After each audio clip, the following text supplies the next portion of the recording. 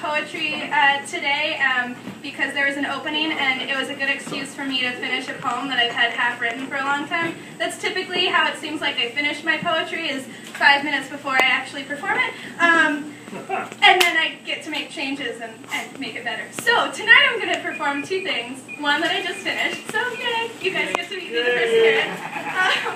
And then one that I finally got around to finishing at an open mic last year, and it was really fun to perform here a little over a year ago, and I'm going to do it again, and it's a little bit better this time. She said, "I don't like blueberries." Her name was Ripley, as in, believe it or not, the daughter of two Hollywood hillers stuck with me on a canoe trip for 7 days out in the woods of the Boundary Waters. Though all the girls were told to leave their makeup back at base camp, she still brought her razor along to keep her legs smooth for the bugs, I guess, which were at their magical summer sweet spot, a peaking trifecta of mosquitoes and no-see-ums and black flies. Black flies, that supreme form of evil incarnate in the backwoods, an insect which has literally driven people insane. From the shallow wells, their serrated teeth carved into your skin so they can lap at your blood. Miniature devils on wings. At a campsite above the Canadian border, I brought Ripley and the girls atop a glaciated granite boulder, and we found this stash of star-shaped sweetness.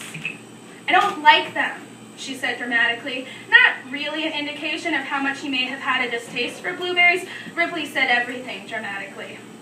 "Have you ever tried one?" I asked, really just wanting a bit of peace and quiet and for her to shut up and eat a stupid berry. I didn't actually like them myself. Too tart and too blue. Give the blueberries a chance. Oh, sorry. Technical difficulties. I would like to think that I was the one to get through to Ripley, to help her realize the magic of a sunset untouched by fluorescent lights, revel at trees too big for her to hug, or appreciate the beauty of cloud shadows dancing along a crisp blue lake. But it wasn't me. They're okay, not awful. Yet she continued to sit there, picking berries in the midst of a pine forest far from her comfort zone. And then she started asking, "Are blueberries here all the time?" "No, you're lucky that you came here this week. They just got ripe and probably won't last long with this heat." "Why don't they grow in Los Angeles?" "They like the soil here and they don't like being trampled by celebrities." "What makes them grow? You know, like bees make flowers grow?" "Actually, I don't know. I'll find out when we get back to base camp." As a child, I would weigh my pockets down with things like blueberry leaves and granite pebbles, seeing beauty in the little things, small wonders to draw me in and capture imagination of eyes already full of the digital big view. But eventually, the world pushes back against that childhood magic, and it is easier to get bogged down by discomfort, by distress, by the miniature devils of the world. Sometimes, no matter where I turn my head, I can't fisheye my vision wide enough to see the whole problem, let alone comprehend solutions, and it is easy to feel small. I didn't tell Ripley at the end of the trip I had learned blueberries are pollinated by black flies.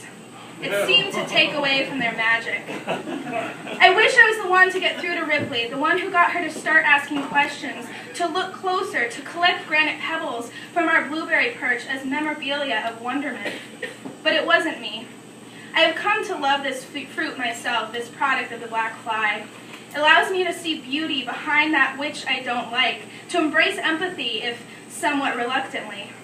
As I eat blueberries, I let myself be aware of all of the parts of the world that I push aside, drunkenly, joyously, terrifyingly aware. I didn't tell Ripley, though I wish I had. Ignoring the black flies makes the blueberries easier to digest, but it doesn't necessarily make them taste better.